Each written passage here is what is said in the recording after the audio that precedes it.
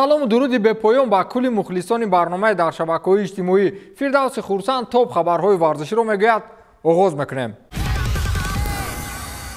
шаби гузашта Челси мӯъҷиза кард, вале бо сабки дер ояду шер ояд бачаҳои Реал вазъиятро 360 дараҷа тоб доданд. ман барномаи қаблӣ гуфта будам ки Реал мегузарад, вале хеле азият мекашад. ҳамин тавр ҳам шуд. лондониҳо аз аввали бозӣ идораи тӯбро ба даст гирифтанд ва то дақиқаҳои 80 сафедпӯшҳоро ба қавле нафаскашӣ намонданд. 3 гол заданд ва ҳамаи умеду орзуҳои мухлисони гаразмониҳоро барҳадар бурданд.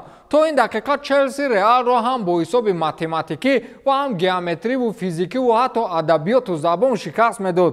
Родриго ва Карим Бензема қаҳрамонони асосии филми ғалабаи Реал бар Челси гардиданд. онҳо мисли Бэтмен аз куҷое пайдо шуданд ва ҷони қариб аз даст рафтаи Реалро наҷот доданд. аммо медонед ки голҳои задаи Родриго ва Карим Бензема дар фазои футболӣ ба ҳадди як паси додаи Модрич қимат надорад. гап сари ҳамон пасе меравад ки Модрич ба Родриго дод ва дигари онро ба гол табдил кард. мухлисони футбол як тараф ҳатто бузургони футболро ин пас мафтун сохтааст ки дар шабакаҳои маҷозӣ ба таърифи он пардохтанд. то дақиқаи 80 Реал рӯ ба таназзули ниҳоӣ мениҳод то оне ки Модрич пираҳани фариштаи наҷот ба бар накунад. ӯ дар ҳамин дақиқаҳо тӯбро гирифт ва як партофти ба истилоҳ идеалиро сӯи Родриго равон кард. партоф чӣ гунае гуфтем то ҳадде зур буд ки бразилӣ фақат бояд онро гол мезад.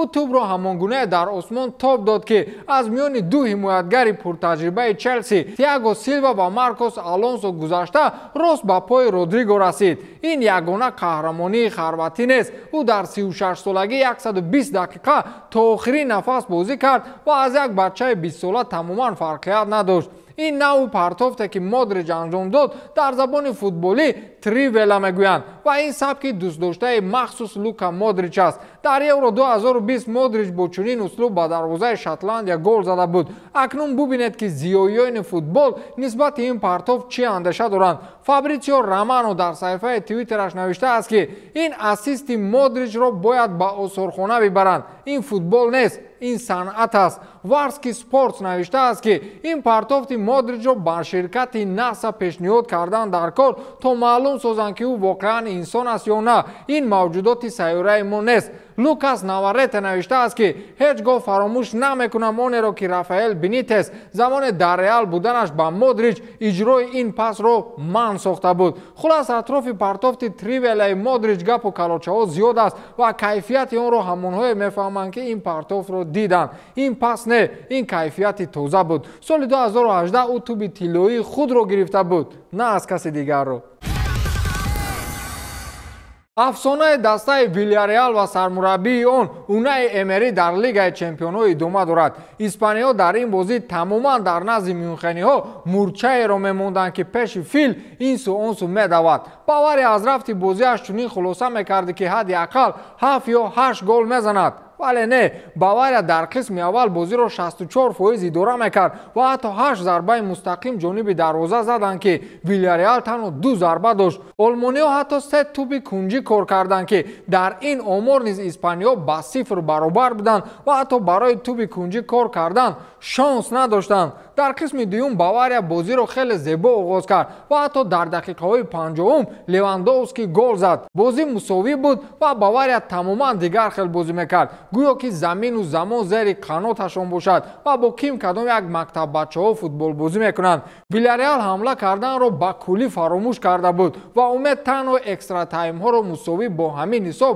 хотима бахшидану умед ба силсила пеналтиҳо бастанро дошт. Бавария бозиро тоб медод, вале то дақиқаҳои 88 ягон чизи нав фикр накарданд. дар дақиқаи 88 Алианс Арена яку якбора ба куллӣ хомӯш шуд ва ба он шабоҳат дошт ки тӯйхона ба мотамхона табдил ёфта бошад. танҳо дар як ҳамла бозигарони Вильяреал тавонистанд ки дар чунин вақти бениҳоят нозук бо пои тиллоии Чуквуезе дарвозаи Нойерро бори дигар рахна кунанд ва натиҷаи бозиро ба фоидаи худ намоянд. Эмери гуфтааст ки ба дастаи Вильяреал ошиқ нашудан имкон надорад. бигзор мо бозиро 32% идора кардем, 4 маротиба ҳак зарба задем ва ягон зарбаи кунҷӣ надоштем. то дақиқаи 88 мо ба иштибоҳҳои зиёд рӯбарӯ гаштем, вале Бавария танҳо як иштибоҳ дошт, аммо ин дастаи муқтадир моро шикаст дода натавонист, гуфтааст Унаи Эмери. Ин аввалин даври нимниҳоии Вильяреал аст ки баъди 16 сол такрор мешавад. Бенфика Вильяреал, аҷаб даври нимниҳоии Лигаи Чемпионҳо мешавад, не? мо баъзан ба як амали ғайриоддии баъзе нафарон чунин мегӯем: ин одам ақл дорад? аслан вақте чунин мегӯем ки вазъият хеле ҳассос аст. касе бояд ба ҳадди андозаи як мурча иштибоҳ накунад. шумо имшаб дидед Тибо Куртуа дар чунин ҳолат чӣ коре кард?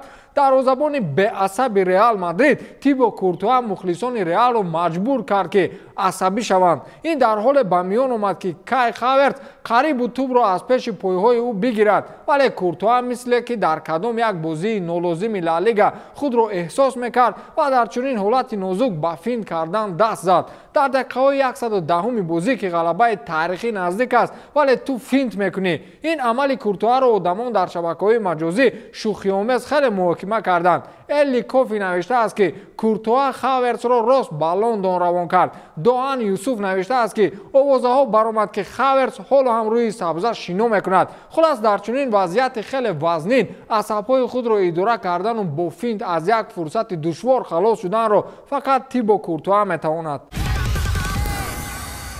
мегӯянд оқибати калонгапиву назарногирӣ шикаст аст. ман баъди хондани як хабар ба ин суханҳо нағзтар сарфам рафтам. Дани Парехо, нимниҳоятгари дастаи Вильяреал, онеро қисса кард ки чӣ хел Юлиан Нагелсман, сармураббии дастаи Бавария, нисбати онҳо ноэҳтиромӣ кард ва оқибат чӣ шуд. ӯ гуфтааст ки вақте Бавария гол заду ба пеш баромад, сармураббии онҳо ки то ҳол ман намешиносамаш, нисбати бошгоҳи мо ноэҳтиромиро раво дид. ӯ гуфт ки бояд ҳама чиро дар бозии аввал ҳаллу фасл мекард ва ман инро шунидам. ин ноэҳтиромӣ аст. ӯ баъзан сари худро боло карда ба ҳаво туф мекард ва қадамҳои худро он гуна мегузошт ки гӯё мо арзандаи бо онҳо муқоимат кардан нестем. гумонам ҳамин назарбаландиву пасзании ҳариф чунин оқибатро бар сари Бавария овард. бояд рақибро эҳтиром намоӣ, гуфтааст Дани Парехо. воқеан ба суханони ин футболбоз розӣ ҳастам. вақте ба боло туф кардӣ ба рӯи худат меафтад.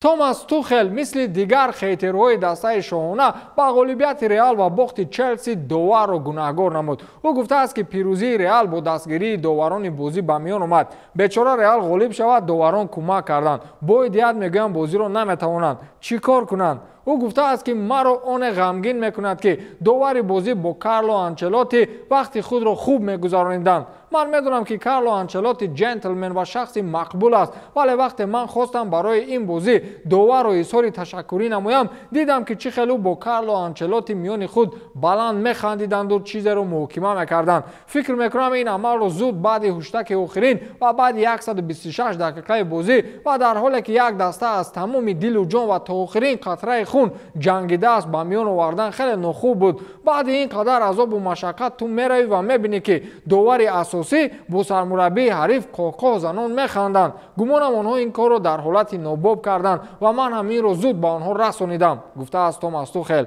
ин мураббӣ рост мегӯяд, лекин вақте ғолиб мешавӣ албатта ханда мекунӣ. ё Тухел вақте пирӯз шавад мегирияд? Не ку. ба ҳамин тамом, то дидор, хайр.